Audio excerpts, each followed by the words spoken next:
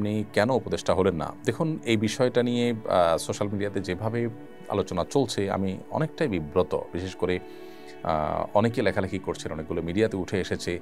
বিষয়টাকে অনেকে যেভাবে চিত্রায়িত করছেন আসলে এরকম না। আমি একটু খোলাসা করি। আ আমাকে শিক্ষার্থীদের তরফ থেকে একজন ফোন দিয়ে বললেন যে, "অনেকে আপনাকে উপদেষ্টা করার ব্যাপারে মতামত দিচ্ছেন। আপনি কি বলছেন? আপনার মতামত কি?" আমি তখন পরিষ্কার জানিয়েছি, "দেখেন, আমি এটার জন্য নিজেকে উপযুক্ত মনে করি না। এর চাইতে অনেক উপযুক্ত মানুষ আছেন আলহামদুলিল্লাহ।" তখন আমি কয়েকটা নাম প্রস্তাব করি। এর মধ্য থেকে তারা আ বিভিন্ন ক্রাইটেরিয়া বলেন। সেই ক্রাইটেরিয়ার আলোকে ডক্টর আহমদ খালেদ হোসেনের নাম বলি। তখন তারা উনার নাম্বার চান, আমি নাম্বার দেই এবং পরবর্তীতে উনার ব্যাপারে দেশের বড়, বড় ইসলামিক দলগুলো, বড়, বড় নেতৃবৃন্দের সাথে আলাপ হয়েছে তাদের। তাদের সবার পক্ষ থেকে পজিটিভ রিপ্লাই পেয়েছে। পরবর্তীতে তিনি নির্বাচিত হয়েছেন আলহামদুলিল্লাহ। তো আমাকে এখানে চূড়ান্ত করে ফেলেছেন তারা। তারপর আমি ডিনাই করে ফেলেছি। আমি এত মহানুভব আ মানুষ বা এত মহান মানুষ আসলে না।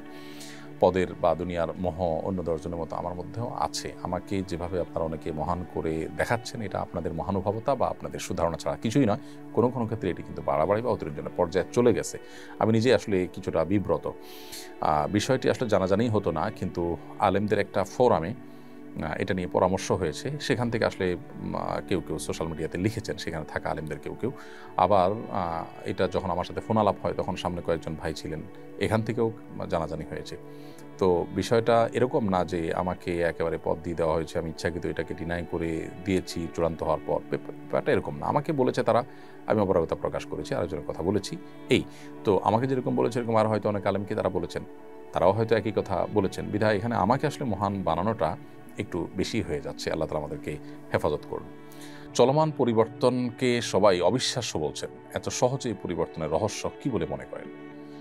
দেখুন, আল্লাহ রাব্বুল আলামিন কোরআন কারীমে বলেছেন যে, "কুলিল্লাহুম্মা মালিকাল মুলক তুতিল মুলকা মান তাশা ওয়া তানজিউল মুলকা মিম্মান তাশা।" আল্লাহ রাব্বুল আলামিন সকল রাজত্বের মালিক।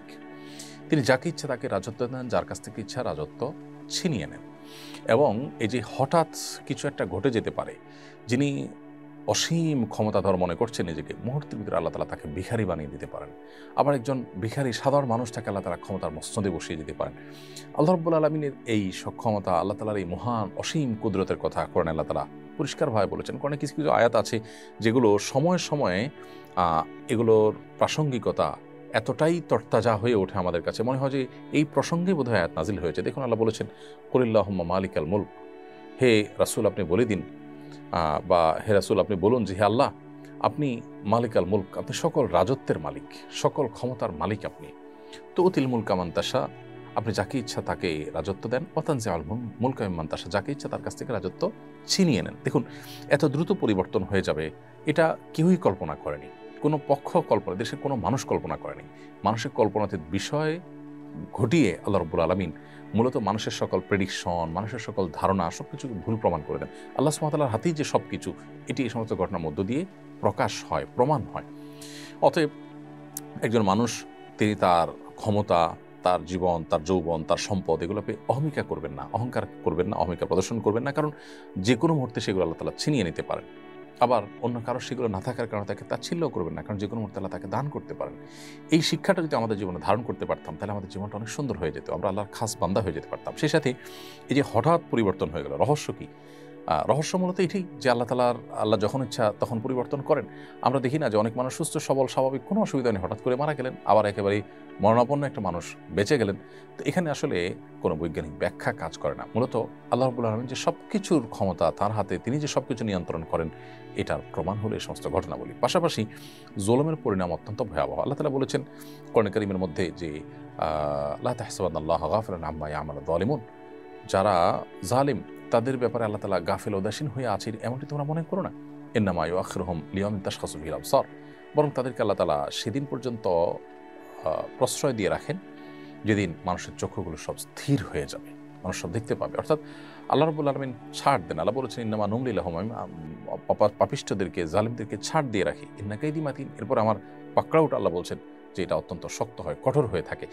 জুলুম যারা করে তাদেরকে আল্লাহ দুনিয়াতে পাকড়াও করে। দেখুন, আদম আলাইহিস সালামের ছেলে যে কাবিল, সে তার ভাই হাবিলের প্রতি অবিচার করেছিল, আল্লাহ তাকে পাকড়াও করেছেন। নমরুদ ইব্রাহিম ইসলামের প্রতি অবিচার করেছে, আল্লাহ তাকে পাকড়াও করেছেন। ফেরাউন মুসা ইসলামের প্রতি অবিচার করেছে, আল্লাহ তাকে পাকড়াও করেছেন। নূহ ইসলামের প্রতি তার জাতি অবিচার করেছে, আল্লাহ তাদের পাকড়াও করেছেন। আদ সামুদ জাতি তাদের নবীর প্রতি পাকড়াও অবিচার করেছে, তাদেরকে আল্লাহ পাকড়াও করেছেন। ফেরাউন আমাদের নবী সাল্লাল্লাহু আলাইহি ওয়াসাল্লামের সাথে আবু জাহাল, আবু লাহাব বা সাইবা তারা অবিচার করেছে, মুসলমানদেরকে প্রতি জুলুম করেছে, আল্লাহ তাদেরকে পাকড়াও করেছেন। একসময় পৃথিবীর বড় বড় পরাশক্তিগুলো আমরা জানি তাতারিরা অনেকেই পৃথিবীতে একেবারে নিজেদেরকে অপরাজেয় শক্তি মনে করেছে, আল্লাহ তাআলা তাদের সবার দম্ভচূর্ণ করেছেন। সো জুলুমের পরিণতি অত্যন্ত পরিষ্কার। যারা জুলুম করে দুনিয়াতে কিছু অপরাধের শাস্তি নগদ দিয়ে থাকেন, জুলুম যারা করে তাদের এই জুলুমের শাস্তিও আল্লাহ তাআলা নগদ দিয়ে থাকেন। এটা এমন একটা শাস্তি যে নবী সাল্লাল্লাহু আলাইহি ওয়াসাল্লাম হাদিসে বলা হয়েছে যে আখিরাতের শাস্তির পাশাপাশি নগদ দুনিয়াতে পরিণতি ভোগ করান সেই অপরাধগুলোর মধ্যে একটা হলো জুলুম। অতএব আমাদের ব্যক্তিগত পর্যায়ে আমরা যেন কারোর প্রতি জুলুম না করি, কোনোভাবে অবিচার না করি, কারো হক নষ্ট না করি। এই যে হঠাৎ করে পরিবর্তন আল্লাহর কুদরতের প্রকাশ এবং জুলুমের পরিণতি ভাবেই আকস্মিকভাবে চলে আসে। কোরআনে বিভিন্নভাবে আল্লাহ তাআলা বলেছেন যে তারা কি নিশ্চিন্ত হয়ে গেল যে হঠাৎ করে আল্লাহর আযাব তাদেরকে পাকড়াও করবে, আল্লাহর পাকড়াও এসে যাবে হঠাৎ করে, এই ব্যাপারে মানুষ নিশ্চিন্ত হয়ে গেছে। পরিস্থিতি যেটা তৈরি হয়েছে সম্পূর্ণ আল্লাহ তাআলার ফয়সালা এখানে ছিল, আল্লাহ তাআলার সিদ্ধান্ত এখানে ছিল। অতএব সেই অনুপাতেই সব কিছু হয়েছে। একজন ইমানদারের এখান থেকে শিক্ষা গ্রহণ করার এবং সেখান থেকে নিজের ইমানকে বৃদ্ধি করবার যথেষ্ট উপাদান রয়েছে।